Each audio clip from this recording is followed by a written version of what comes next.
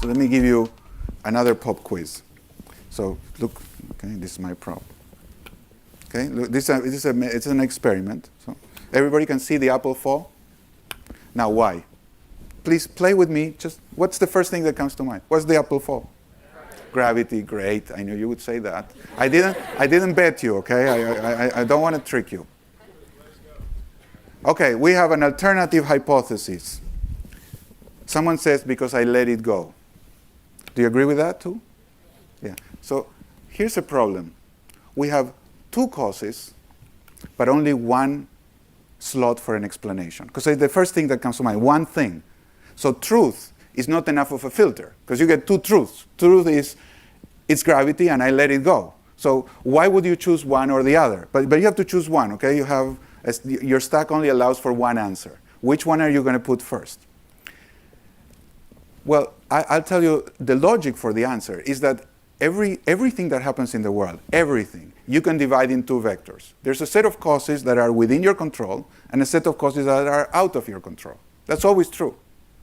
Anything that happens you can explain with these two vectors of variables.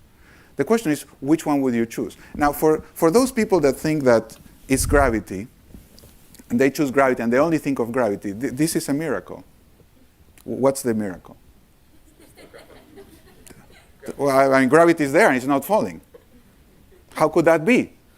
Gravity is what makes the apple fall. Now, of course, if you say let it go, that gives you operational power. The choice of the variable gives you tremendous operational power.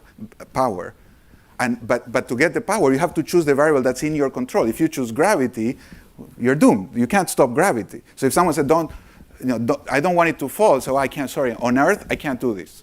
But if you have the explanation in control, you say, of course, I don't let it go, it doesn't fall. Are we together? Have you ever been late to a meeting? Have you ever been in a meeting where someone else is late? I know, you're never late. The people that are not here are the ones that come, they're late here, they're late to the meetings. Now, you ask a person, why are you late? What's the typical answer? What do people say? I was stuck in another meeting. Another typical one? Traffic. Have you heard these ones? I was stuck in another meeting, I was in traffic. What kind of vector of variables is that? Is it in control or out of control? Can you control traffic? Can you control the other meeting? No. What can you control? What time you leave, and you can control whether you stay in the meeting or you leave the meeting. That's up to you. But nobody says, sorry, I am late because I chose to stay in the other meeting when it went over. I mean, that's the real answer. People say, I was stuck in the meeting. The meeting grabbed me. I just, let go. It wouldn't let go. I thought I saw a bar here that's like The Office. It's called The Office. I don't know, Highway 101. So it's like, honey, sorry, I'm stuck at the office. When did you wake up? But very few people say, I overslept. So this is the payoff. It's like, why would you choose these variables out of control? Because they make me innocent. It wasn't me, it was the meeting. The price of innocence is impotence. This is what I call the philosophy of the victim. A victim is a person, now victimhood is not a moral injunction, victim is a person that privileges explanations with exogenous factors. That's what a victim is. Whenever something goes wrong, you choose an explanation that will focus on factors that are out of your control. So I'm going to play a clip for you, and I want you to think, why are these people stuck? Why would they say they're stuck? So, can we play the clip?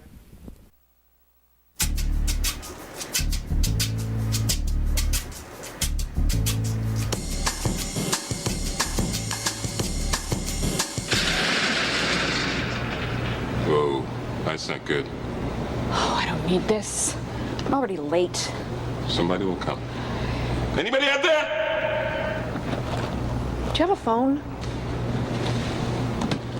No. Sorry. Somebody! Hello? There are two people stuck on an escalator and we need help. Now, would somebody please something.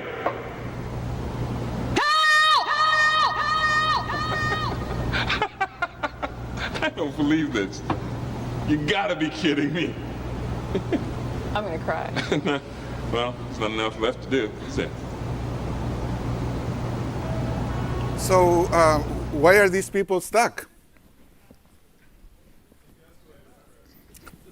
What would they say? Because the escalator broke. Is that true?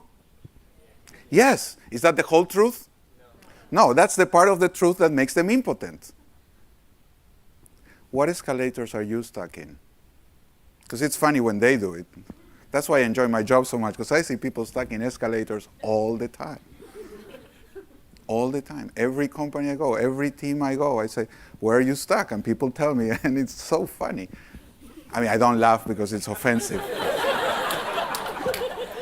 But you know, if I ever work with you, you know I'm laughing behind. So I'm confessing. Well, I'm in this evil, despicable me, I guess. That's how people come.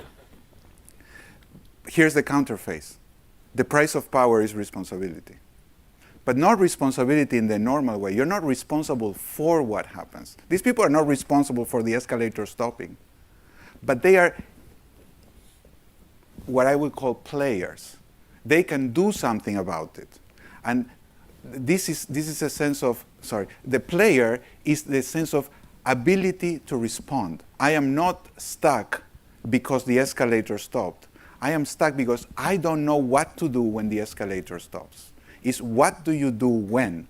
That's ability to respond. Responsibility, understood as ability to respond. That's the philosophy of the player. It's what can I do? Now, it's very hard to be a player because we're all stuck in the victim philosophy that we learn when we're kids. As I was saying, my kids never came to say, Daddy, Daddy, I broke the toy.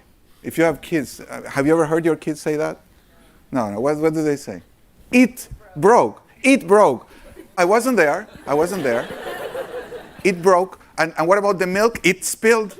Notice the very precise use of language. There's no subject in this sentence.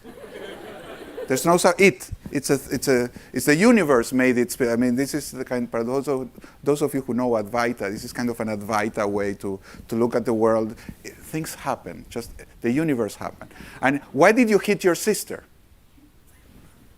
She made me do it. She made me do it. I mean, this is perfect. I didn't do it. She hit herself through me.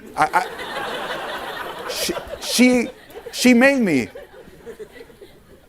Now, these people grow up, and then they work here with you. It's, sorry, the project got delayed. It got delayed. It's the same language. Have you ever heard that? It got delayed. We're trying to pull it out, but it doesn't want to come out. Or the file got lost. I don't know. It took the wrong turn in the network. We can't find it. It's too difficult. What does it mean it's too difficult? I don't know what to do about it. That's what it means. I don't know how to do it. But very few people say, I don't know how to do it. They say, it's too difficult. And of course, when there's a fight, it's your fault. Now, think of something bad that happened to you. And I'm going to tell you how to ruin your life. This is how you ruin your life. When something bad happens to you, ask yourself these questions. I'm putting them up there. I'll share the presentation with everybody afterwards. I mean, it'll be posted. But these are the questions that will ruin your life and will do the life of everybody around you. So I'm putting them here so you never ask them again. What did he do wrong? Why did he do it? What should he have done? What should he do now to fix it? So this is what makes you friends with people. You go home, your wife or your husband says, oh, I had a horrible day, and you click into these questions because you want to be nice. This is a drug. It looks friendly, but your drug dealer is not your friend. And if you deal drugs, you're not friends with people. This is what gets people stuck. These questions are really a drug because they make you feel like a victim. They give you the self-righteous indignation of the victim, but they disempower you completely. The idea is that everything that happens in your life, every result is the combination of the challenge versus your responsibility. What do you do when? So what do you do when the incentive systems are blinding you? What do you do when it seems like your job is to just do your job? That's the key question. Are you moved by a vision, by an aspiration that's larger than the incentive system? Or are you going to blame the incentive system for doing what you know is not the right thing? If you do not feel part of the problem, you cannot be part of the solution. That's the essential philosophy of the player. Everything that happens, happens because I'm around. I have to do with it. I contribute to it. And the question is, what can I do to respond to this situation? Even though I didn't create it, I'm going to respond to it. So these are the questions that are going to, probably finish a lot of your friendships. So don't ask them either. I mean, I'm not teaching you how to ask these questions. It takes a little more preparation. But these are the questions that any good coach will ask his or her clients. How did you contribute to create the problem? And people say, I didn't do anything. Well, precisely. How was that a part of creating the problem? You doing nothing. What can you do now? And I say, well, it's not my problem. Oh, really? Who's suffering? Well, I am, but I didn't do it. So I don't care. If you're suffering, it's your problem. Anything that makes you suffer is your problem. And what can you learn from this so you don't do it again? These are the questions about the future. These are the questions about being able to respond. And this is everybody's job.